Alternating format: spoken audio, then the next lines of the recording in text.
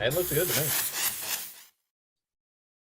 Ladies and gentlemen, welcome to the Geeks and Noobs podcast. I am your host, SuperBeard Vince Hoover. Joined with me once again is Kel McCosplay.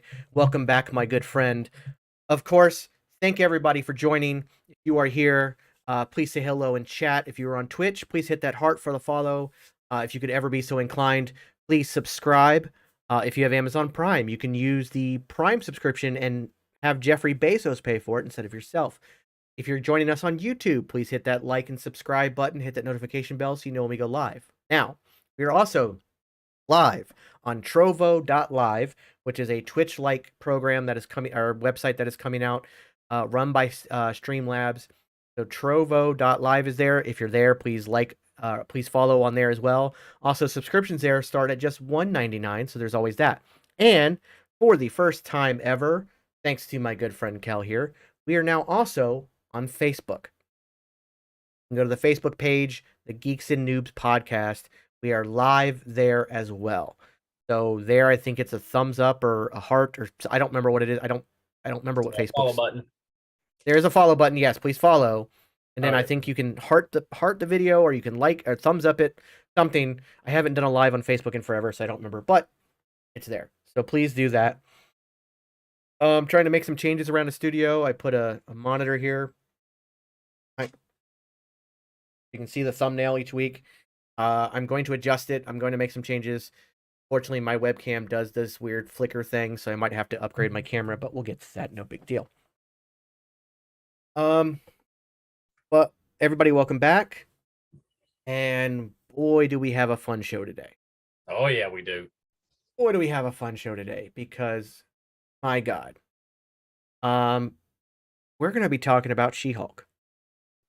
The first episode came out today, which threw me off because I stayed up till 3 a.m. Tuesday night to watch the Wednesday premiere, not remembering to check the date. And then I'm like, put it on Disney Plus, and it says Thursdays. I'm like, wait, what? So they've moved the Yeah. shows, or at least this show, from Wednesdays to Thursdays. That threw me off, but thank God we moved the podcast to Thursdays, or else we'd be waiting a whole week to talk about this. Yeah. But I once again stayed up till 3 in the morning last night. But then again, I have insomnia. I don't sleep anyway, so it's not a big deal. Um, but yeah, and we got our first episode, and I've watched it 3 times now. Same. Just I guess we'll start with spoiler free before we jump into spoilers the best we can. We're never any good at this. We are terrible at this, but we will We do our just can't wait best. to talk about it, guys. It's so good. Yeah. So first and foremost, this is the first true 10 out of 10 episode of any Disney show we've gotten ever. Yeah. Loki was very close. I think I might have even called one of their episodes a 10 out of 10, but on retrospect, it's a 9, maybe 9.5 out of 10. There are some flaws. This one, to me, like I said, I watched it 3 times already. It feels flawless. It feels like in the best way. And as I described it to you before we got started, Mhm. it felt like an hour-long episode, and it was only 38 minutes. But when I say that is that it felt so long in the best way possible. Yeah. Just for the sure fact that we got so much exposition and it did not feel like we got that much. I mean, we got the setup for the show, what it's supposed to be about. We also got the origin story, which again, for a Disney Plus series, this is really good for a brand new character. Because usually we have to go back to a episode 5 recap or explanation episode, and but we got everything we needed to know about how Jennifer becomes She-Hulk. And then we got uh the rest of how the show is supposed to perceive itself. And it's just going to be a fun ride, I feel. I mean, I cannot wait. Absolutely, absolutely. Obviously, something that Marvel has always done, and they've made it very clear, the comic books are an inspiration, not an adaptation. Mhm. So they've altered her origin just a bit. Yeah. Not that much, in all honesty. But they also kind of tied it into the Incredible Hulk a little bit, Mm-hmm. and we'll get to that. Um, but we got the fourth wall breaking that we saw in the trailers. Uh, we got just great character development. Tatiana Maslany is a gem, an actress. She is Yes. just amazing. She's so good. This first episode Um, would not have been as good if she was not in the lead. yeah, I now like I just looking at it, I can't see anybody else in the role. Mm-mm. Um, and like one, the CGI was perfect. It was fine. Like Yeah. everybody's, there was that first trailer that came out, the early res trailer. Yeah. People were flipping out over. Um, there's the scene with that the dude bros were pissed that the Hulk was being outshone, blah blah blah, all that stuff. When in Yeah. reality, we got the truth behind it. We got the truth behind a lot of things. A lot of questions answered as far as stuff like Hulk's arm, Mm-hmm. stuff like that. Um, Yeah. How Hulk was able to transform back in the banner in Shang-Chi in the after credit scene for that. and the healing of his arm, Yeah. which I mean, I guess technically they kind of just used a throwaway line a bit to answer that, which we'll get to that in spoilers. But I'm okay with that. Like I know a lot of people are like, oh no, we don't need more. Yeah. Yeah. It was We literally didn't. just fixing. It was fixing something that was done by a previous director, anyways. Yeah. That kind of set them up for failure. Mhm. So they were just fixing a problem, and it's a good fix, I think.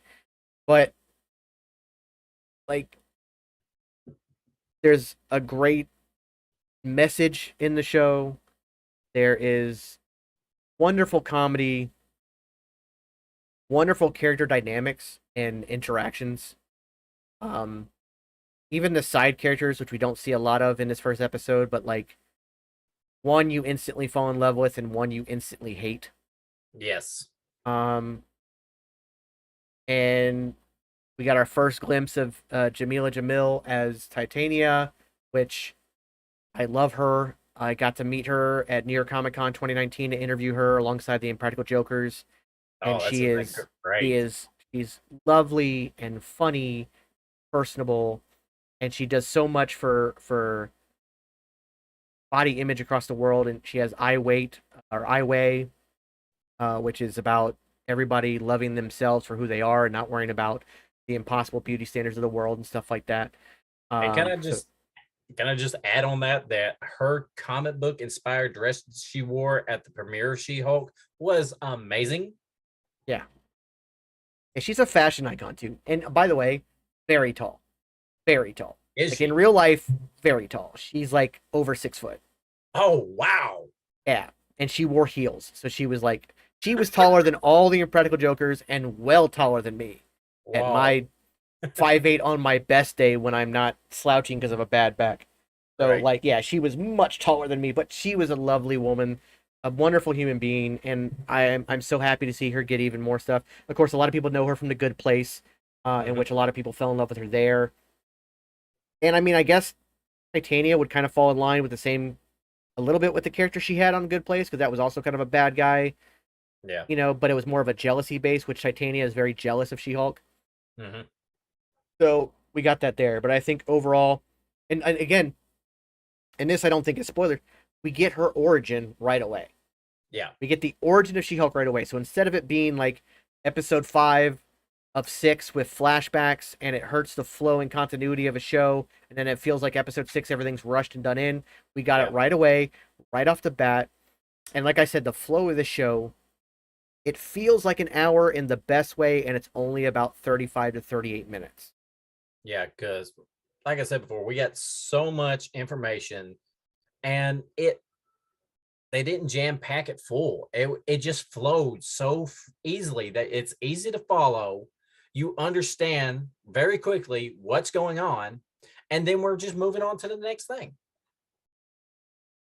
Yeah, So yeah, it it's really we got a lot in a short amount of time, and it was good. yeah. I'm curious to know Try not to. I don't want to start off with spoilers, but here we are, only 10 minutes in, and I'm already about to spoil it. Also trying to fix chat a little bit, but I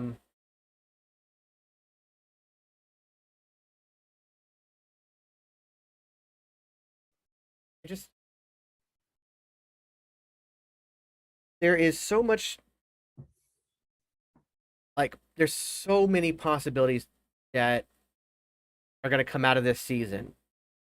We saw that we're going to get some appearance of the Wrecking Crew in trailers, which are also a big part of She-Hulk's Rogues Gallery, as well as Hulk's Rogues Gallery. But I also like the fact they're not like in ridiculous costumes, but they do have all their tech looks like Asgardian. There's also the judge at some point gets swapped out for what looks like an Asgardian elf. We've got other villains, other people she's going to defend. It is going to be a lawyer show. She makes that very clear in her fourth wall breaking, but with superheroes. So yeah, I'm curious to see where this is going to go. That's what I like. This episode, it wasn't about any kind of foreshadowing, really. No. It was just about establishing her, establishing the background. I feel like the next episode is going to be, again, a lot of exposition, but in the best way possible. But more about setting up the future of the show, like where she's going from here. And I'm trying to figure out what else to say before we get into spoilers, but I don't know what else to do without spoiling it. Yeah. It is difficult. I mean, just was so well done for a first episode. Like you said, best opening episode for an MCU show by far. Oh, by far. By far. There's best pilot episode, period, hands down. I mean, yeah, the episode was short, but it didn't feel short. Oh, like I said, I thought I didn't check the time before I started it. When I was done, I felt like, are these all gonna be an hour long? That's gonna be amazing. This is so much fun for an hour. And then I looked and it was only 30, I think it was 38 minutes with the post credit scene. I was like, really? Yeah. Really? That was it? Because it felt like we got so much, but none of it felt rushed. No, it didn't. I think that's the best compliment I can give this show, Mm-hmm. on top of every other compliment I'm going to give this show, because it was very funny. It was very poignant. Yeah. It had a great message. It established Jennifer Walters / She-Hulk as a character that I'm looking forward to her future. But it's runtime, it's impressive writing, I guess, and directing, because it felt like we got an hour's worth of show elegantly packaged in 38 minutes. Not jam-packed, not crammed in, but elegantly packaged in 38 minutes. It felt like, it's almost like the Doctor Who TARDIS.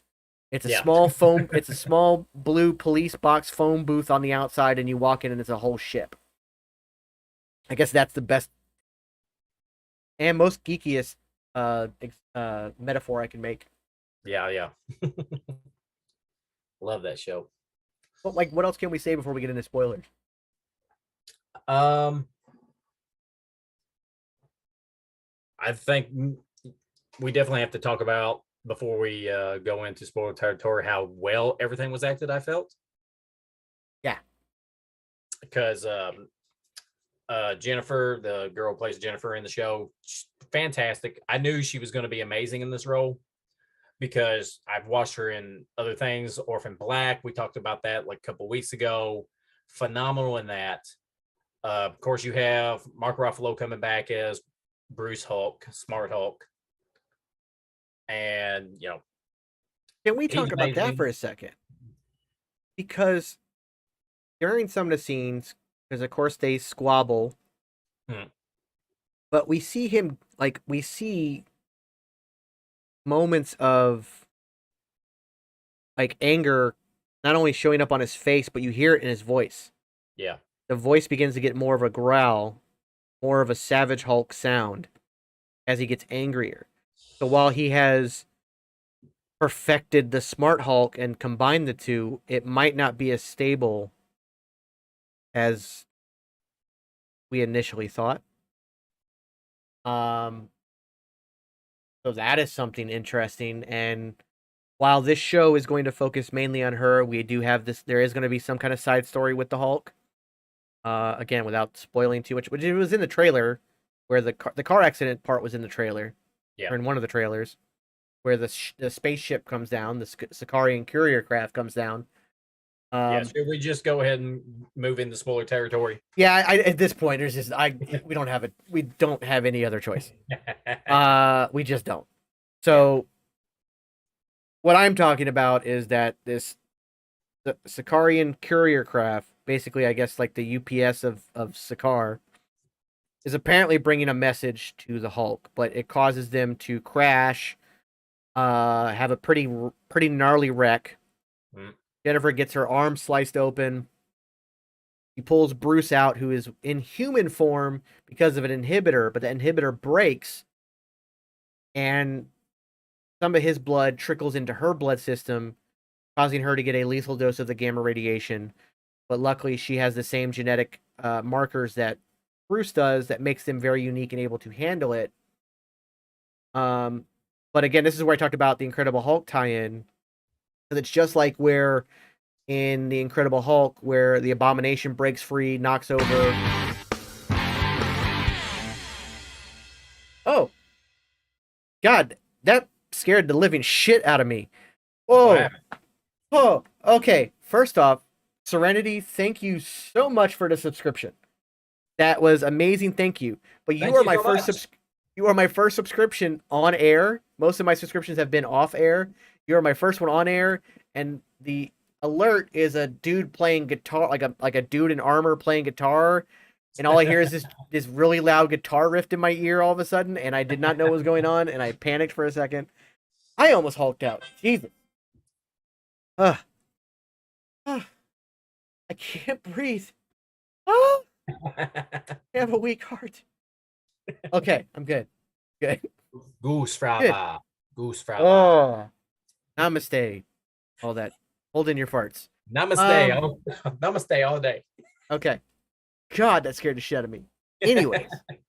Wow. So I gotta remember that's what it's like when I get a subscription. Okay.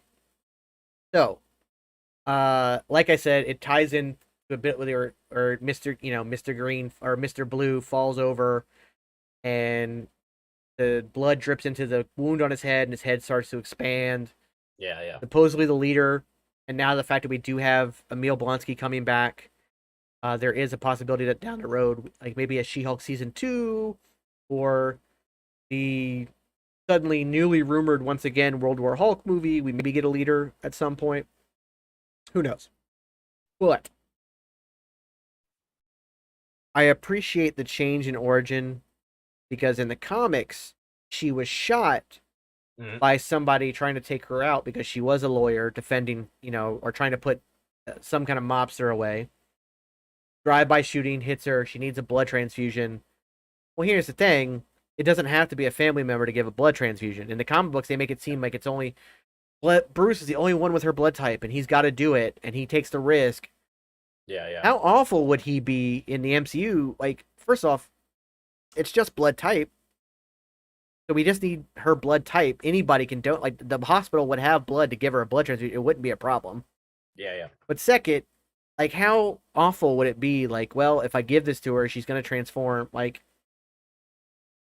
one thing in the comics back in the 80s when we weren't really thinking about that kind of stuff, but then, like, now, 2022, to do that live action, yeah, no. Yeah, I've had an issue with it at first when I first watched the episode, but then on my second watch, I was like, no, this makes more sense to have it be an accident. Yeah. Because, that frees Bruce from that guilt that he's done this to her. I mean, he still kind of has that, but he doesn't have the regret of his decision. This was a complete accident. There's nothing he could have done to prevent it. But I also like how he kind of like, I don't want to say gaslights her a little bit, but he kind of manipulates her a little bit in his apology.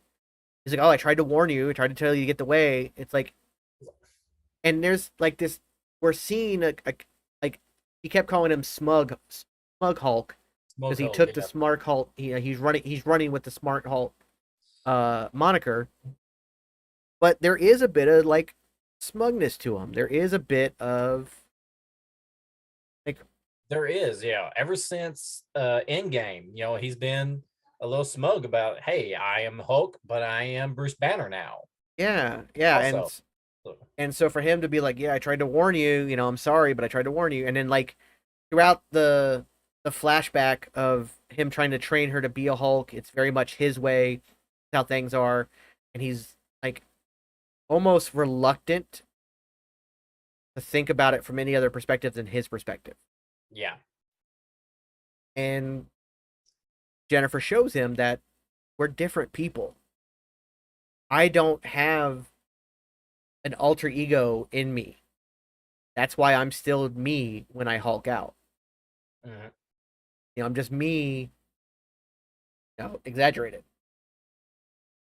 And he mentions it right away. He's like, "Am I jealous? Is that what I'm feeling? Is this jealousy?" And he's like taken back. But the more over those couple weeks that they train, like legit, like he is straight up jealous of her. oh yeah, because And she's able to master everything that he's taking him 15 plus years to do. Because all she wants to do is go back to her life the whole time that they're in this version of flashback, and or in the, well, I said this version of the flashback, but in this flashback, and we didn't even talk about how the show actually starts. All this we're talking right now is just Jen telling us her story of what's going on. Because when the show first starts, we start out, she is practicing what she's going to say to a jury in her office. And she is a assistant district attorney at a law office in Los Angeles. deputy district attorney. Yeah. Yeah. And, she's practicing her closing arguments for a case that she's working on with her friend Nikki and one other guy that they work with. I cannot remember his name. Jeff? Dennis. Dennis. That's right. Dennis. Yeah. Dennis is a Dennis the dude. douchebag. Yes. Dennis douchebag. Instant douchebag, dude. That dude Oh, yeah. just instantly hateable. Yeah. Instantly hateable. Yeah. No redeeming qualities from. You can already tell he's the biggest douchebag in the show from the first 20 seconds. 10 to 20 seconds, yeah. But then Nikki says something like, you did really good in that. I almost cried, and plus, if we don't win, you can just Hulk out and take care of everything. So, and then that's when the fourth wall break happens, and she starts telling us the story of what happened to her, which was beautifully done, I thought. Well, I think what's also important about that is that as the show starts, it's her reciting her closing argument. Mm-hmm. And it talks about this corporation that she's prosecuting, how when you have the power to help people, you have a responsibility to do so as a corporation. But then throughout the flashback, the Hulk is trying to make her realize that exact same thing, that we as Hulks are the only few people who can keep the world safe. And we now have a responsibility. And she's like, like, what do you know? I would just want to be a lawyer. Yeah. And so that was a wonderful, like, dichotomy or diametric behavioral therapy in a sense. That's something that goes on in this episode as well. So I like that. It's how like she knows deep down the right thing to do, that now that she has these abilities is to help. Yeah. But she doesn't want to be a superhero in a sense of like being a part of a government contracted, team, stuff like that, which supposedly Sokovia Accords are going to play in a lot into this show. Because apparently they did not go away. A lot of people thought that after the blip that they were gone. Like, it's like, wait a minute, we need heroes. There's no way we can do this. It's not great, but apparently they're still around, so they're going to play a big part. In this show, but I liked that, like, that like she knows the right thing. She's literally arguing for it in the very beginning of the show with her closing argument, but it's one thing to look at somebody else with the power and be like, you need to do the right thing. It's a whole other thing when you're faced with it yourself. Yeah. And it's a different situation because that's a business and their power comes from just having money and the ability to help people versus cutting corners and hurting people. Whereas she is literally a singular person with this sudden superpower, and it's different, but at the foundation, it's the same. Yeah. And really, correct me if I'm wrong, Vince, but she is the first superpowered individual that doesn't want to be a hero. She just wants her normal life. Um, I mean, yeah, I think so. I mean, you can kind of like Clint's not super powered, but he is kind of like, I'm done. I want to be Yeah, yeah. done. But he always goes back to it because he understands the responsibility of it. Hmm. Think of other superpowered people. I don't know if yeah, no, even with Miss Marvel, Kamala, she wanted Yeah, she always well, wanted to be a Kamala hero. wanted to be it. I mean, Mark Spector, kinda like he's not a hero technically. He's Yeah, I not an mean, Avenger by any stretch yet. He just wants his time to be over. yeah, because he's not really a hero. He's more just a Khonshu's lackey. Yeah, yeah. So that's not really the same. Yeah, it's not the same on and that Trying front. to think back, like I mean, Wanda didn't like they started off on the wrong side and they were willing to Yeah, use their powers for that. Yeah, I think she might be she's a reluctant. Ugh, I can't speak. reluctant. Yeah, Reluctant hero. superhero. Yeah. Yeah, But I also like that even though she hesitated a little bit in the courtroom, she pretty much like, ugh, yeah, yeah, yeah. like I got to do this, because here's this person, that's breaking in here. But yeah, And we'll get to that later. we're going to get to some theories on that, but um we do get a Hulk versus Hulk fight. Which was expected, but I'm happy we got it. Yeah, yeah. I liked it. It was very much a family fight, sibling fight, a Yes. cousins fight. Like it very much was not like a drag out fight. It was just like It how was not Hulk versus Abomination from the Incredible Hulk no, film. no. We did get another thunderclap from the Hulk, and we got She-Hulk's version of it with the thunder applause, I guess. Yeah. Um, Perfect. which I loved. The coconuts, the tree thing was great. Yeah. The breaking of the bar, like Yeah. there's just It like was it was just like one of those fights you had with a brother or a sister or a cousin, and then one thing breaks or whatever, and it just immediately stops. It was the fight was done for comedic effect, but I think it worked. I well, I think enjoyed it also showed that Jennifer Walters can hold her own. it. Hmm.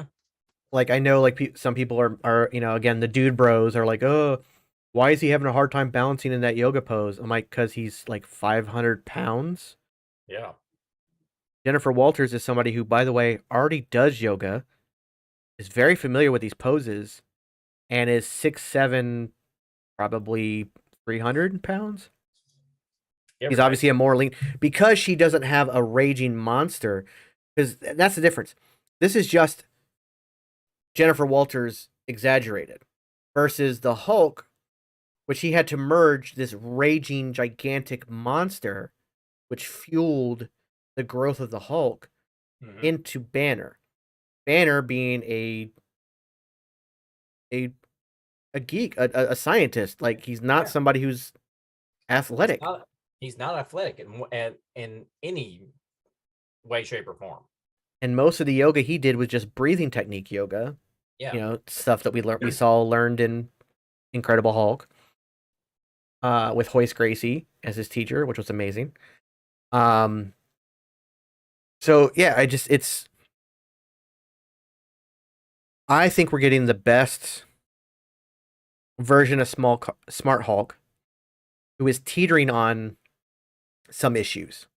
Yes. Also, let's go back to the arm thing, the arm situation. Like I said, they kind of use a throwaway line to fix his arm, Mhm. but because, again, Jennifer does not have the alter ego, it's just they have similar genetic makeup, but the fact that hers is more, he's able to control it, the transformation, like her, it didn't latch on to this alter ego. It didn't create another personality inside of her. Her blood is different, and he was able to use her blood to help heal his arm. They don't go into further explanation other than that. Nope. And quite frankly, they don't really need to. It was just fixing the issue that the Russos had set us on, as kind of set us up for failure in the fact that the Hulk is now going to be permanently injured. Yeah. And Now even that's before all that, like in the car, he had talked about staying in human form. He was already starting to find ways to heal himself, and he was starting what he considered the long road to healing. But Yeah. between that and using Jennifer's unique gamma blood to heal himself, it kind of jump started his healing process on that Infinity Gauntlet hurt arm. Yeah. So it was a little weird. It was a little bit of a throwaway line, but at the same time, it kind of just needed to be. We don't need to dive deeper into that. There's no need. I know some people are going to bitch about it, but whatever. Yeah, yeah.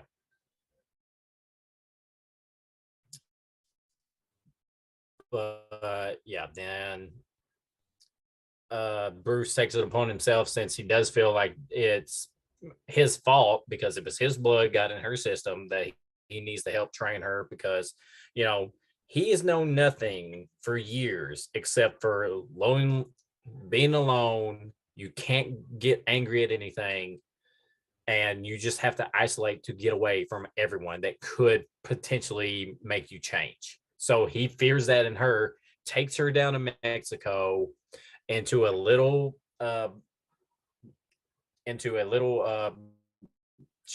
shack, or not a shack, but a place where A beach he and bungalow. Tony built.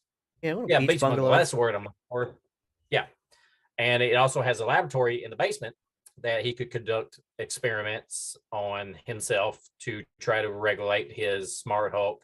Because he said in the episode that him and Tony built it during the blip, or a couple of years before the blip, and then that's where he stayed to help integrate Bruce Banner mind into Hulk body. That's where he spent the 5 years of the blip, trying to control and assistate his new form of being Smart Hulk. And he starts doing tests on Jennifer, seeing at what threshold will she make changes. Like how angry does she have to get to transform? How scared does she have to be to transform into this new Hulk form that she has? Because when she first changes, right after the car accident, when Bruce's blood gets into her system from the cut on the arm she got during the accident, she does go Hulk, mindless barbarian. She's English, I swear, guys. Yeah. But yeah, she runs off into the woods, and then it cuts to her waking up, and she's back to being Jennifer. And she goes to a little rinky-dink honky-tonk sports bar, and some girls come in. They help her get cleaned up some, put on some makeup, give her some shoes because she lost her shoes in the accident. And then some guys start hitting on her outside the bar. She gets aggravated. She gets angry. She hulks up.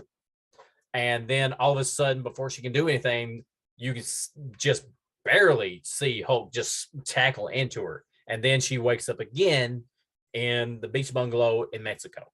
And that's where we're start going through all this exposition about what's going on with her blood and these tests.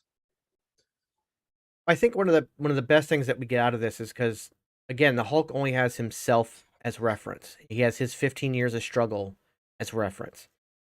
He also has an alter ego, thinking that she will have an alter ego, but he's like, you need to control your angle, da da da. She's like, look, controlling my anger and fear is just a baseline of any female. Yeah. Like, that's a regular woman's regular day, and that's true. Oh yeah. Especially if you live in the big city, especially if you live out in place. But even then, like that bar she was at where she was getting hit on by those dudes who weren't even drunk, they were just assholes. Yeah. Because there was no stumbling, there was no slurring of Be words. like, They were well, just ladies, being, that was a bust. yeah, they were just being douchebags. Yeah, they just want. Um, that's the everyday for women, unfortunately, and that sucks.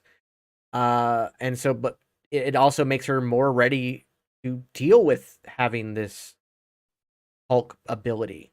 And that's why she's able to very quickly learn how to control her transformations of into She-Hulk and back into Jennifer at her will. It only Yeah. takes her a couple weeks to get there.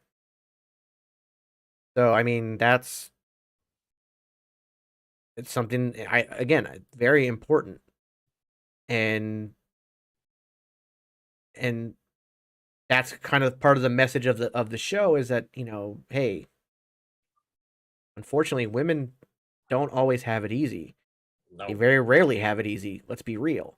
And the fact that they have to live with fear and anger all the time because of catcalling and because of, mansplaining and everything else that she talked about. We have somebody ask, how shit is it? It's not shit at all. It's, again, the No. best Not. show. 10 out of 10. Best pilot episode we've gotten from any Marvel show to date.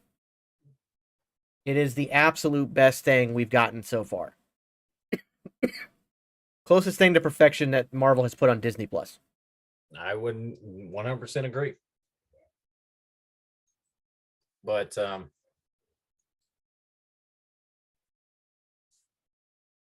yeah, we go back to Jen and that cell with the buzzsaw blades. Yeah, we saw that in one of the trailers too. The whole making her, live her fear for the Hulk does things that like kind of like again because he's basing everything on his experience and not understanding that everybody is different. And while it's never really talked about in the MCU, we know that the Hulk has this almost split personality situation because of all the trauma from his incredibly abusive father. And it created this kind of quote unquote monster inside him that once the gamma bomb went off and he became the Hulk, it's grabbing a hold of that, which is why he has no control as the Hulk. And it took him years to get to where he's at now, whereas she doesn't need that. Yeah. She doesn't need, she doesn't have an alter ego. She doesn't have that. Yes, she has trauma as well, but it's basically just trying to live as a woman. It's kind of everyday stuff. But she's still had like a fairly decent life. She's been able to become a lawyer very successfully. She is now the deputy, attorney general. That's a big deal out in California. That's a huge deal. Yeah. And, so she has more control because it's not the same. It's just not the same. And I think that's one of the biggest things that I think is helping establish here is that this isn't Hulk but woman. This is She-Hulk, a very different character. Yes. Related by blood, but that's it.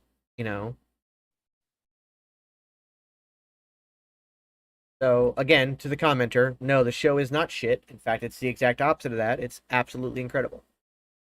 Everybody should watch it. And all the people who were shitting on this show before it even came out, you've all got egg on your face. So it either proves that you're misogynistic assholes or you're just not willing to give it a shot. Either case, if that's the case, then don't watch it and shut up.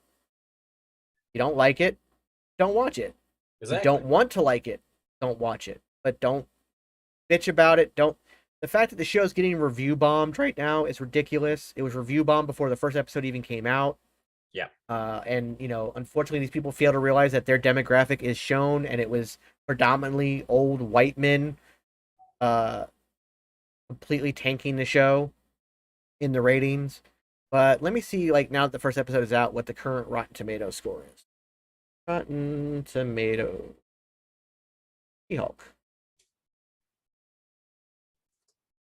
It's an 87% with an audience score of 69%. Now let's look at why it's at 69%. First one. To be honest, the writers really hate men. Maybe because they have been through a lot with some aggressive men and have no skills in writing a good story. So to compensate for their lack of talent, they use unfunny humor to fill up the show. Sure. I Not would even like to know close. where the unfunny parts was because I thought it was hilarious. By the way, all these bad reviews are from brand new accounts. Oh, Accounts coincidence. created within the last 48 hours. It was okay. Didn't think there was anything special about some of the jokes were just stupid. Great actors, poor writing. It comes down to writing. Again, I don't see it. Just watched episode 1. I was hoping everyone was wrong, but it was worse than I was expecting. Really cringy dialogue, and why does she look so fake? Bruce looked fine, but she looks really bad. Hopefully Matt Murdock can save it. Another problem, we'll get to that later. Yeah. And again, by the way, less than 48 hours that account.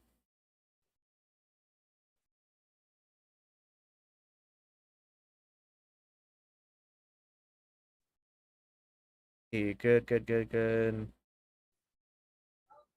This person gave it half a star, and their only critique is terrible CGI Cheetos. Okay. So here's one. The fact that She-Hulk doesn't have to struggle at anything like Bruce did just makes zero sense, and it's horrible how they changed her backstory.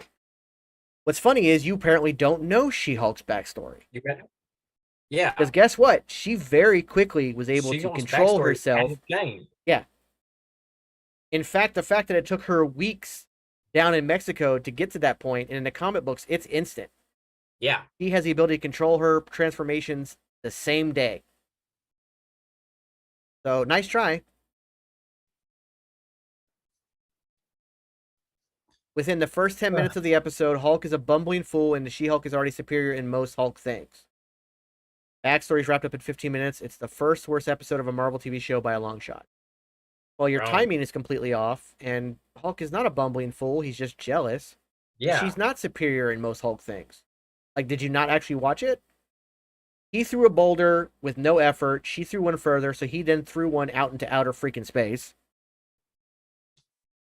Like, she didn't win the fight by any stretch of the imagination. Her thunderclap, like I said, was a thunder applause. You know, no.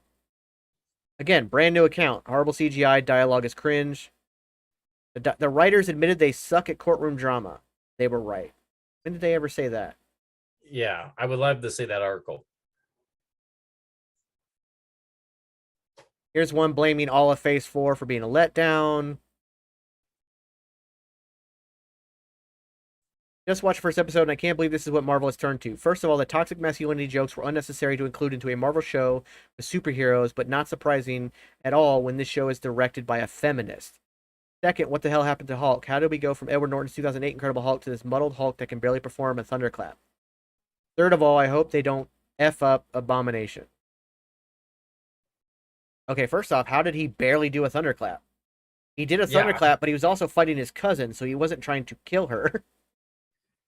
Second of all, even in Edward Norton's 2008 Incredible Hulk, he gets watered down. That blood transfusion to help him control his changes waters down the character. Yeah. Like, it was all leading to the building of the smart Hulk.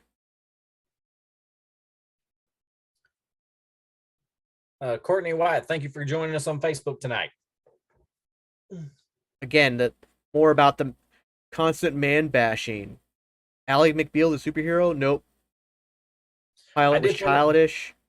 I did find it funny that if you watch the her opening scene during the show, if you look at her bookshelf where she's got over her knickknacks from like UCLA and other things, there is an Ally McBeal. There's an Ally McBeal little Easter egg there. I did like that too.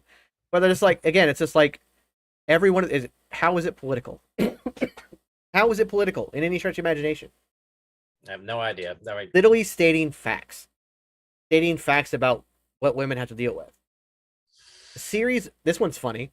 A series made by wine aunts in their late 30s for wine aunts in their late 30s. There's nothing funny here aside from how far Feige has fallen.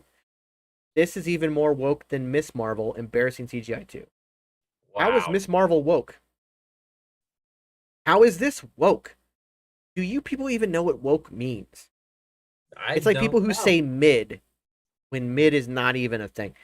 This is Exactly. these again, all of these are brand new accounts and they all say the same thing.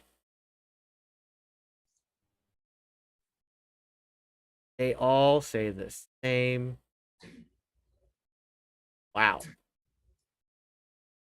It's just sad. It's It just is. sad. Like, was a decade's worth of straight white men as leads not enough? Apparently not. Like, and by the way, most of Phase 4, those straight white men. Yeah. I mean, what the? Why? Why? Why? Nikki J says everyone has an asshole. Yeah, absolutely. Some of them are just more closely related to said asshole than they should than a normal human should be. Yes. Yes. Yes. And she also says they need to get a hobby. They have a hobby, being douchebag. Being That is assholes. their hobby. Yeah. I don't get it. That's I it. don't get it. It's the only thing they have going for them in life. So they're gonna live it to the fullest. What about this series? It was literally like he's like, those are the baseline fears of a woman. How is that shoving any kind of femininity, like a feminist movement or agenda or political whatever, into anybody's face? It's the truth. Yeah. A woman doesn't have the right or the ability to. They have the right. They don't have the ability to just walk down the street at night and not feel completely scared. That's Yeah. just that's standard operating procedure in this country or any country. Anywhere in the world, a woman doesn't have the ability to feel safe at night. Because, men on the other hand do. How is that a problem for people? Why is this like a don't get it? The show does not hammer that over the head either. It isn't like every single joke is about it. Exactly. Yes. When she's talking to Bruce, in the two instances where she brings up the fact that she's a woman and has to deal with this stuff, Mhm. which by the way only happens twice, it's because she's trying to get Bruce to understand her side. Yeah. We are very different. I live in constant fear and anger because of the way society is. And that scene, the longer of the two, lasts all of about 30 seconds. Hmm. So what's the problem? Yeah. This show was nothing about political Yeah, agenda, being woke. Serenity, first off, thank you for your comment. Thank you for joining. She isn't wrong. That stuff happens every single day. Exactly. She talks Yes. about the catcalling. She talks about being mansplained in her own job that she is an expert at. Like, that happens all the time. Why is this a problem for people? Yeah. There was a time before my wife and I got together where she was giving away a litter of kittens, and a guy wanted her to meet her at some shady hotel that my wife didn't know where it was or anything like that. As soon as she told me the name of the hotel, I said, "No, you are not going there because that place is shady, and Yeah, no. you will not be safe." No. And I was at work, so I couldn't go with her. So she messaged the guy back, says, "No, unfortunately, I can't make it there." I was like, Uh, "Yeah, real quick, Kel. Ryan B. Cosplay says, hey, Kel. hey, what's going on, guys?" Ryan B. Cosplay, if you're not already following, if you could please hit that heart, I greatly appreciate it. And Kel says hello. But yeah, this show does not hammer over the head the quote unquote feminist movement or whatever. It literally just points out the obvious when it comes to being a woman in this society. That's all. Thank you, Ryan. I appreciate it. Yep. Like if it again, there's two moments. It points out the obvious, and that's it. Yeah, Nikki Ryan says, "I is love a that she talks to the audience." Yes, absolutely. I was getting ready to talk about the fourth wall breaking. yeah. Uh, let's move past all this Yeah, negativity. yeah, And let's exactly. get back onto the show. Because this show doesn't How deserve it because it's so great good. it is. Yeah. So the fourth wall breaking. I've seen a lot of people complain about it. Oh, Deadpool. No. She's been doing this since the late 80s. Mm-hmm.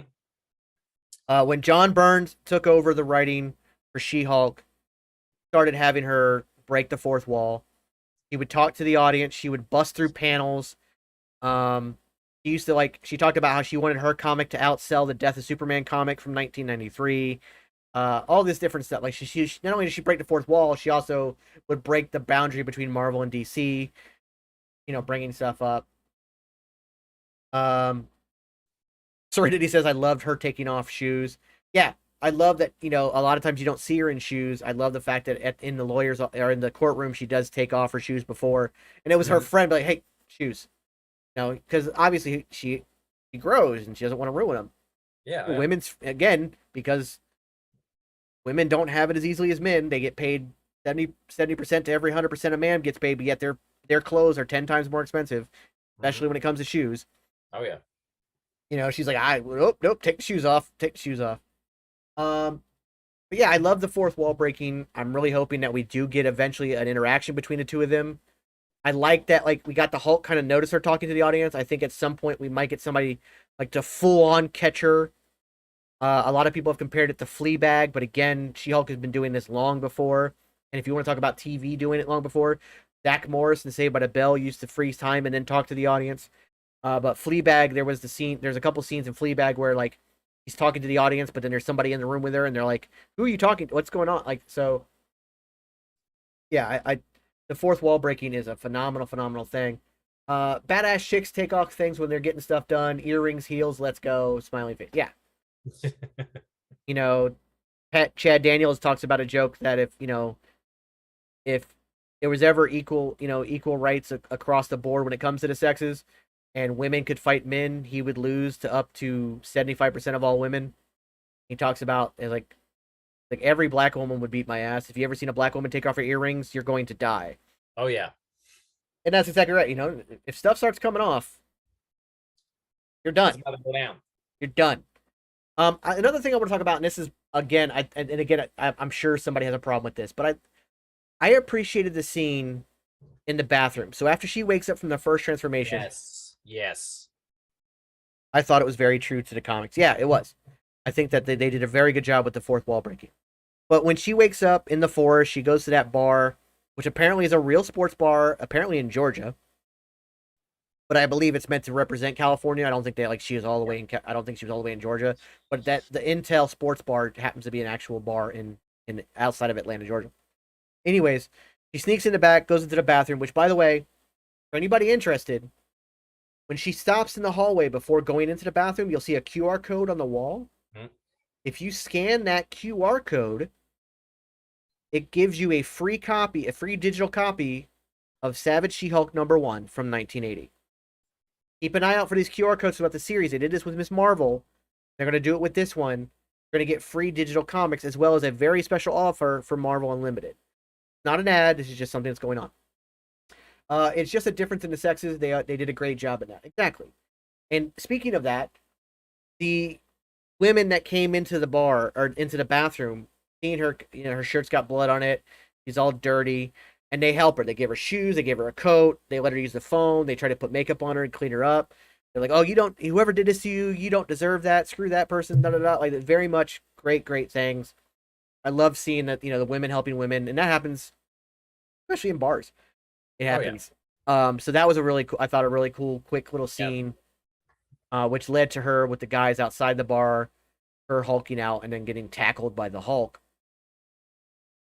But there was a lot of little nuance in this show, a lot of little fun Easter eggs. Funny enough, as if you've seen the trailers, you know that he's going to become a lawyer for superhuman cases. The company that's going to hire her is actually the company she was prosecuting in that episode. That company was DLKH, the law firm of Goldman, Lieber, Kurtzberg, and Holloway. Now, Goldman Was the first editor of he was an editor at Timely Comics and brought it into becoming Marvel Comics. Lieber is Stan Lee's real last name, and Kurtzberg is Jack Kirby's original last name. Holloway is the character in the show, the old man we saw at the desk who looked over at She-Hulk. And after all the training, after the flashback, we see Jennifer go back and finally get to have her case, get to have her closing argument, and all of a sudden Titania busts through the wall. Now, there's a theory circulating around. Hell and I feel the same way about this as well. Yes. Somebody at Goldman, Lieber, Kurtzberg, and Holloway hired Titania to disrupt that courtroom. I don't necessarily believe it was Holloway himself, because his look of surprise when she busted through and then started rampaging seemed genuine. But I believe somebody at that firm, because I don't know. I kind of think it still might be Holloway. it could be. It could be. Because, if he hired her, he knew that it was going to happen, but he would have not known that Jen would be able to Hulk out. Yeah. So at that time, the only people that knew was her best friend and her parents. Yeah. And the fact that I believe probably in episode 2, he's going to offer her the job at the law firm, which he's gonna happen. Yeah, he's gonna offer her a high-end paying job, like something that would get her away from being a deputy district attorney. But it obvious wasn't to fish her out, but it was obviously to disrupt the court case, because Titania threw the desk directly at the juror's box. Yes. He was looking to take out the jurors. This would have ended up leading to a dismissal of the case. But we get takes her shoes off, becomes She-Hulk, punches Titania, and boom, Holloway sees $. Mm-hmm. Having a superpowered individual defending other superpowered individuals headlines all day long. Oh, yeah. So the $signs clicked in his head. We're going to see probably in episode 2 that she's going to leave her current position and go join that, take her friend and her paralegal with her. And, but it's almost going to be like how Captain America was like, the senator was like, oh, I have a very important job for you. Yeah. How do you feel about selling bonds? And then doing the USO tour as a dancing monkey. She'll be legit defending people, but he's going to want her to do it as She-Hulk, not as Jennifer Walters. And it's going to be more about the spectacle than it is the actual case. Yes. So that's going to become a problem. But like I said, we're going to see the Wrecking Crew. We're going to see other magical characters. Now, there was that potential Easter egg for a Johnny Blaze. It turns out it's Donnie Blaze. And it's a magician. But I do believe that the Donnie Blaze is a playoff of Johnny Blaze. I still think it could lead to at least some kind of Ghost Rider reference. Because you also have, don't forget, the Ghost Rider after Johnny Blaze was Danny Ketch. So the D of Danny could be, put on Johnny. Could be something. I think that. You think they would actually retcon Johnny to become? No. I think that the way it was described by the writers was that the name Donnie Blaze was taken by the magician after seeing something amazing. So he could have been like, he saw Johnny Blaze perform some death-defying stunts, not knowing he's the Ghost Rider, which is why he can't die. And he took the name Donnie Blaze to kind of honor that death-defying kind of thing. And so he could be like a Chris Angel style stunt illusionist, and thus the name Donnie Blaze. That makes sense. Or it could just be completely coincidental. I don't know. But Marvel very rarely does anything that coincidental without like somebody had to be like, hey, that looks a lot like Johnny Blaze. Like, maybe we should change that. No, I do think it was on purpose. So we'll see that in the future as well. Of course, we're going to get Matt Murdock at some point. Which I'm really looking forward to this. I do find it interesting because I thought this show, I'm like, Matt's a lawyer in New York. Yeah, I was about to bring up the same point. But this is in California. Yeah. Why is Daredevil in California? That's what I've been wondering ever since we saw that first image of him in the trailer. I was like, what would bring him out that far from New York, and especially being a struggling lawyer in New York in Hell's Kitchen. Who does mostly pro bono stuff at the end of the day. Exactly. So that's going to be interesting to see how that goes. I'm curious to know how that's going to go. Because, like, again, even if he was uber successful in New York, you still have to pass the bar in California to be able to practice law in California, I'm pretty sure. You know, I don't think you can just go to California and suddenly practice law. I don't know. I don't think so. There might be some kind of loophole, especially when it comes to the Sokovia Accords and defending a super-powered being. But he wouldn't be there as a defender because She-Hulk's the defender. Yeah. So what would he be doing there? It's weird. I don't understand just yet where this is coming from, but we'll see. Yeah, that's definitely one aspect I do not have a theory on yet, and I don't want to try to make one because I know it won't make sense. Yeah, this show, like I really appreciate. I thought that, like, at first I'm like, man, they're showing a lot in these trailers, but now after seeing the first episode, I'm like, no, they're not. Like, yeah, there's a lot. We're gonna see the Wrecking Crew. We're gonna see these other characters pop up, but we don't know where this story is going. What's going to happen with this Sicarian courier craft? You know, what's going to happen with, the Hulk's obviously got to investigate that. What's going to happen with Abomination, who we know is coming in? Like, what's going to happen? Wong is going to make it. We know Wong's making an appearance. Wong is becoming Phase 4, 5, and 6 is Nick Fury. Like, Wong is the new Nick Fury. He's connecting all of these together. So I can't even begin to predict where this show is going to go.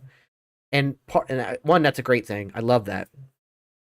But two, like, part of it is because, again, we got what felt like an hour's worth of show elegantly wrapped in a 38-minute show. And if they're going to be able to do that every episode,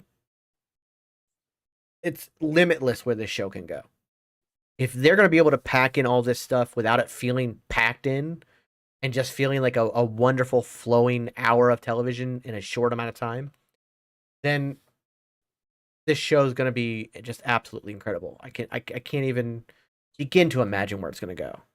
Yeah, I can't wait for every Thursday to come back around just so we can watch the show and then we can talk about it on the podcast here. I mean, yeah. When I first heard about it, I was like, okay, She-Hulk, that's cool. I remember She-Hulk from the Incredible Hulk cartoon from the 90s. And I actually liked that cartoon better with She-Hulk than when she wasn't in it. Yeah, I agree. It wasn't just Hulk smash all the time. Yeah. She added so much more depth. Exactly, yes. I was a big fan of the John Byrne's run in the late 80s, early 90s. That's when I got into it in the comics, and then like when she joined the Fantastic Four and stuff like that. Which that's something else. Like, Titania got her powers from Doctor Doom, and She-Hulk does have a lot of ties to the Fantastic Four, so possibly some kind of Fantastic Four Easter egg. But I don't necessarily think so because that movie's not coming out till Phase 6. So maybe not, but who knows? There's all kinds of possibilities. We're gonna get a bunch of like these just random characters that are gonna be defended for part of an episode, which is just gonna be cool to see these random wacky characters that are gonna pop in. The Wrecking Crew showing up is gonna be cool because they're these like D-list villains that are just cannon fodder for Hulks, and they're always fun to just see them get beat up. That'll be cool. Really, the Wrecking Crew is cannon fodder for any superhero. Like pretty much, yeah. Because they're tough and they have like Asgardian empowered weaponry, weapons and abilities, but they are just, they're henchmen. They're henchmen. Yeah, they're henchmen that just form they're henchmen that form their own team, but none of them ever figured out how to be better than a henchman. Yeah. And again, it makes for great cannon fodder. And every now and then you'll get a comic where they get overpowered and suddenly like, oh, they're a problem. Then that gets solved in an issue or two, and they're back to being just, smack around people, and it's fine. And that's great what they're for. I don't like. I just want to see where everything goes from here, as far as She-Hulk and Jennifer Walters, how she'll integrate into the rest of the universe beyond just being a lawyer. She'll obviously become part of the team or whatever. She'll be we've got the Kang Dynasty and the Secret Wars coming up. She'll obviously be about part of that. I'm almost certain we're going to get a season 2 out of this. It just looks like we're going to have 6 weeks of fun. I believe it is 6 episodes. I'm going to double check that right now. Yeah, someone How asked me many how many episodes there episodes were, and I couldn't remember. of She-Hulk? I'm pretty sure it's 6 also, but I'm not 100%. 6. 6 episodes? Okay. No, I'm sorry. Oh, there will be 9 episodes. Oh, really? Yeah. She-Hulk bucks the 6-episode format and instead goes for the 9-episode format of WandaVision and What If. Nice. That's cool. I'm even more excited now because that's a lot more storytelling. That's a lot more fun. There's a lot more development. So we're going to get 9 episodes of She-Hulk. That's beyond incredible. So I'm now even more excited. Yes. Because again, I absolutely like, if the first episode, which usually ends up being your worst episode, it's either gonna, like, in TV, 99 times out of 100, your pilot episode is your worst episode, but it's enough to get people hooked to want to come back. Yeah. That 1%, it ends up being your absolute best episode, and everything falls down the wayside afterwards. However, I don't think that's going to be the case here. I think Marvel has a track record of showing they know what they're doing. And if this is any indication, if this is technically the worst episode and just got us hooked, I cannot wait for these next 8 episodes. And the fact that we're going to get a post-credit scene after every single one of these, and this is something we haven't talked about yet, but I want to we'll dive into it now. Throughout the show, there is a bit of a running gag where Jennifer Walters is determined to get Bruce to admit something. She is of the firm belief, and there's even a point when during the credit scene where they're showing the court drawings, that she actually has a whole like Venn diagram drawn up at the bar with, he believes that Captain America died a virgin, that he never had the ability or time to have a relationship. Now, of course, people don't know that he went back in time and ended up being with Peggy, whatever. They just know that after Endgame, he's gone. Yeah. Now, so they start this conversation in the car, which is why they're a little bit distracted. The alien spaceship shows up, car accident leading to everything. We get a post-credit scene. It's brought up again when they're at the bar, by the way, while he's training her as the Hulk.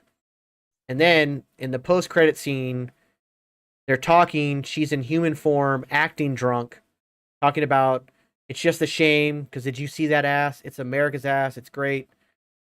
And that he had to die a virgin. That's awful. That Captain America, for all he did for our country, never got to experience sex. The Hulk admits, and by the way, his wording is very poignant here. Captain America is not a virgin. Was not, is not. And that he had sex in 1943 on a USO tour.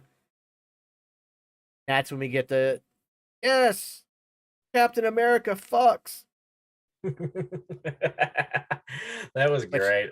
Obviously, it cuts off because Marvel can't have the F word until they get to their R-rated stuff like Deadpool 3. But yeah, yeah, she got the first 2 syllables out. Yeah, I absolutely love that. It was a nice little running gag. I kind of would like to see every episode have its own little running gag. Is that if you go back to like Ally McBeal and Murphy Brown and all those other lawyer shows, the lawyer comedies. Yeah. They, like the one with William Shatner and Boston Legal. Boston Legal. Every one of them, they all had like each episode had like a running gag or maybe a season would have a running gag, but it was typically per episode. They'd have some kind of little running gag throughout. So I'd like to see that, like, if each episode has some kind of running gag, that would be really funny. But I just thought about this too. James Spader, he was on Boston Legal with William Shatner. But then I also just remember this. Robert Downey Jr. was in like a couple of seasons of Ally McBeal. That was right before he got arrested for like drug charges or something. you're right. Yeah, I know I am. That is a really amazing coincidence. Oh, something else we didn't touch on, bringing up Robert Downey Jr., is the way that the Hulk spoke about Tony Stark. That we're finally at a point, so many years after Endgame, that people are starting to just, instead of it being a purely sad thing to speak about him, it's more about the good times and the hard times kind of thing. It's more about like remembering him fondly kind of thing. So we're seeing the progression of people, and we're showing time. So I think that's good too.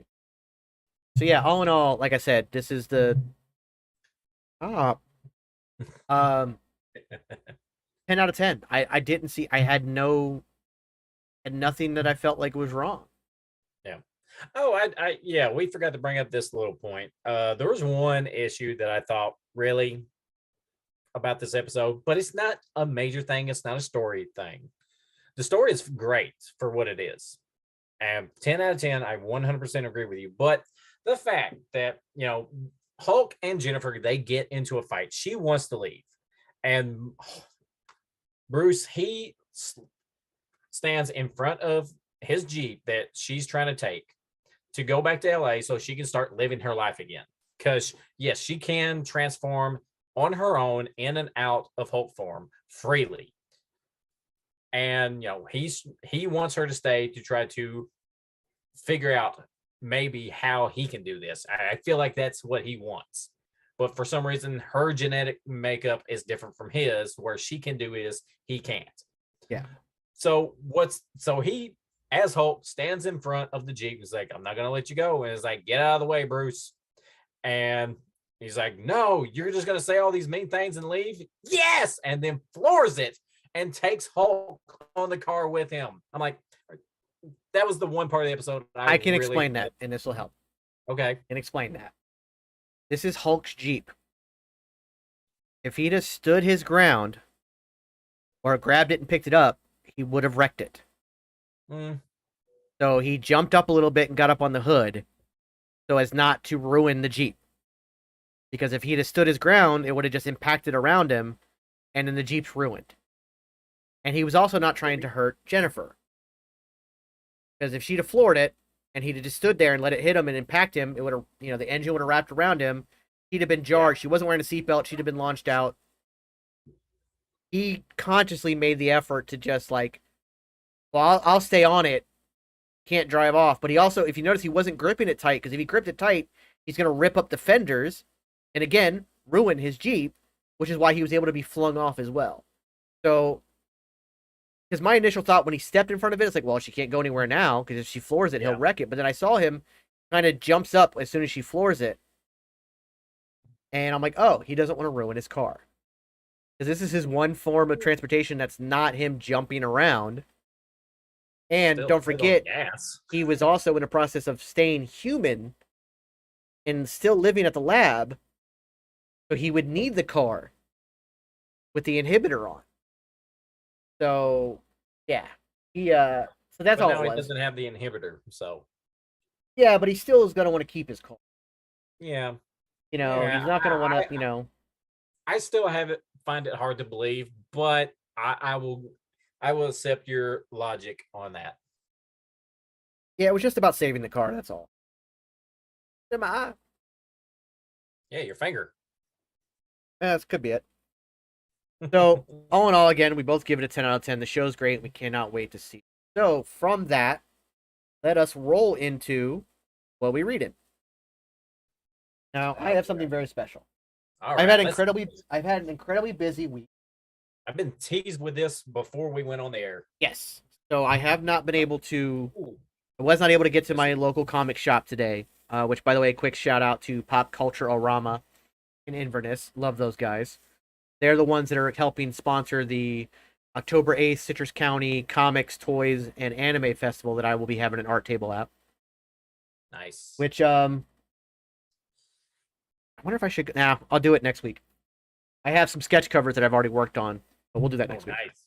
So I went ahead and pulled out an oldie but goodie of mine, and this is one of those like coffee table books kind of things, but very fascinating read. And it is The Anatomy of a Superhuman. And this is based in DC. Very cool. And what you're reading is Batman's journal on how powers work. And so there's different characters. There's even a breakdown of his own like scars and spine in the very beginning. But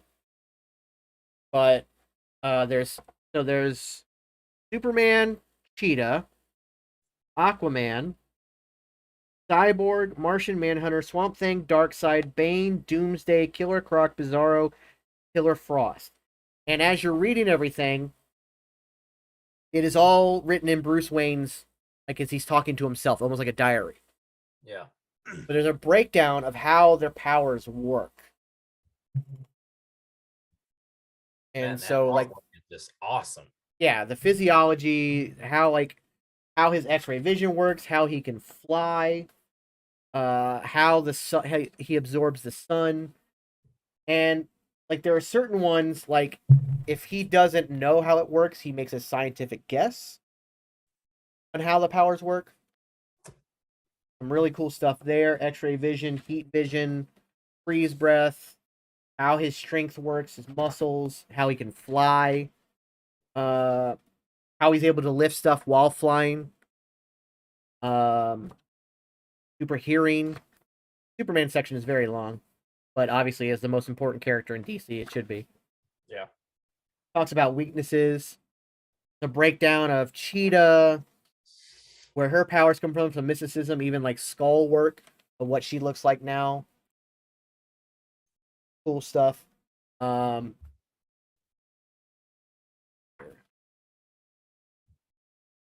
How her powers, she's able to be like, it comes from the gods. There's Aquaman, how he's able to breathe underwater, all the stuff, the pressure, his super abilities, his ability to communicate. That is cool. He even talks about how, like, when he gets to weaknesses, it's about how he can stop this person if they turn evil, or if they already are evil, how he can stop them. Like, he has an Aquaman Buster suit. A breakdown of Cyborg and his technology. This is the Mother Bach version of Cyborg. But there's Martian Manhunter, like I said, all these other characters, how they break down. Even Darkseid's physiology. Truly a god or immortal? Question mark. Little notes on the side that are really fun to read. Talks about even his offspring, his Hellbat armor to help fight him, Bane and how the venom works, stuff like that. That's cool. So that's a lot of fun. I love it's just one of those things you can just pick up and look at. Especially like I've seen a lot of people like lately. There's been a trend on TikTok asking like, how does Superman fly or how does somebody fly? And I've seen people give all these different answers, but this is official, definitive, like what they consider to be the current definition of power. So that's really fun. Yeah, and if anybody, if it would have been believable for anybody to do it within the DC universe, it would have been Batman. So very excellent idea on that. And Marvel does have something slightly similar. It's more MCU based with the Wakanda Files, where Shuri kind of breaks down how certain powers work and how they done, but it's like the MCU versions of the characters. And again, on the Marvel side of things, having Black Panther and having T'Challa and Shuri be the ones to break down how things works makes the most sense. They are the smartest people. So yeah, that makes perfect sense. That is a book I do want to get. Is the Wakanda Files for sure. All right, and down on my end for this week, I didn't get to go down to my shop this week either, but I do have some stuff that I picked up last week since I wasn't on last week's episode that I wanted to talk about. The first issue I got was the new Predator series, the first issue of that, and I got this awesome little chibi cover from Scotty Young.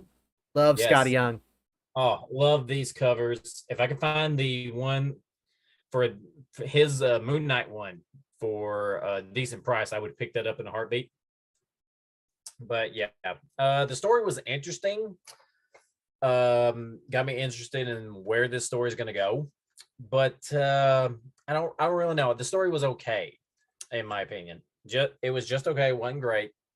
The artwork is a little iffy for me. You know, it's not my favorite style of art, but it's not terrible, to say the least on that. So, but another series that I actually am really enjoying right now is the X-Men 92, House of 92, issue number 3. The story has been fairly interesting so far.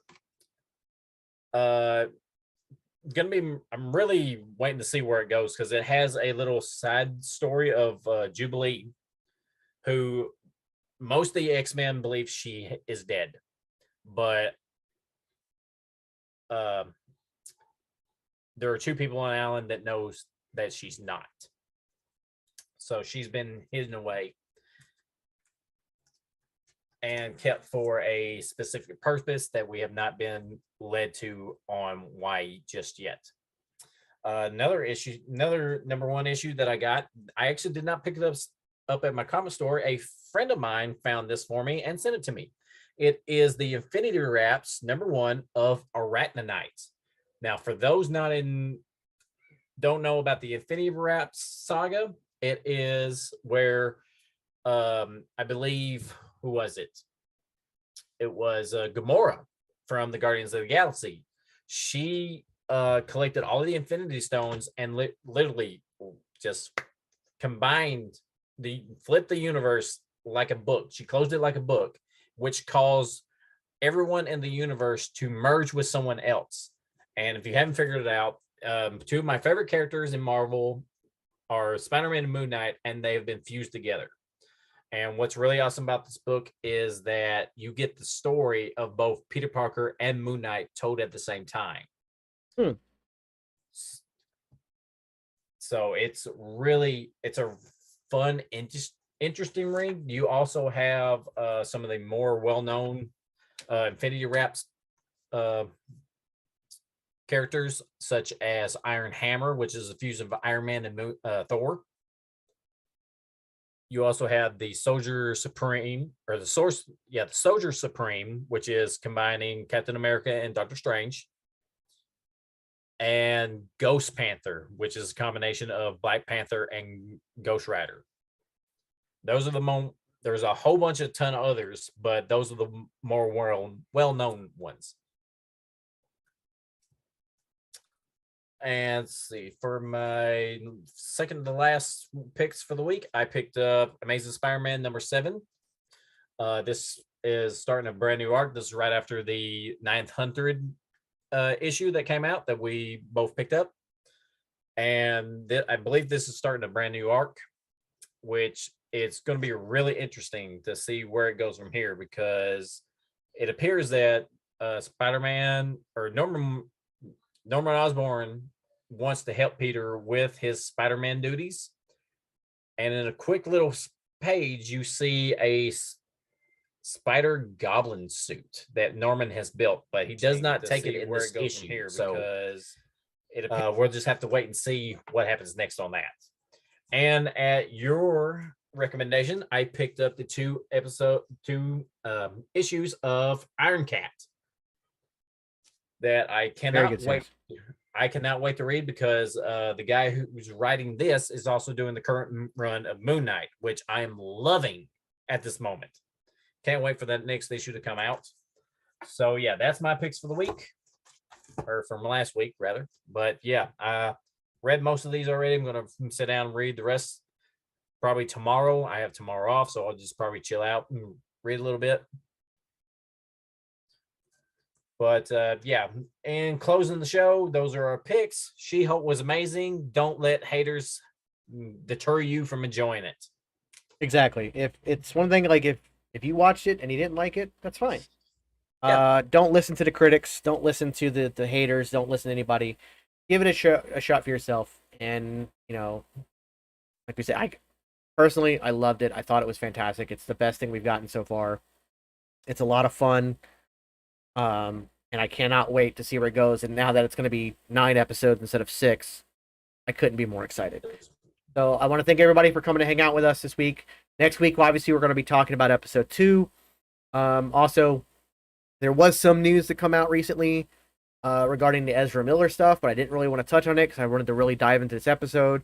Maybe we'll see where it's going. We might touch on it next week, but like I said, next week we're going to be talking episode 2. So come back for that. As always, thank you guys for watching.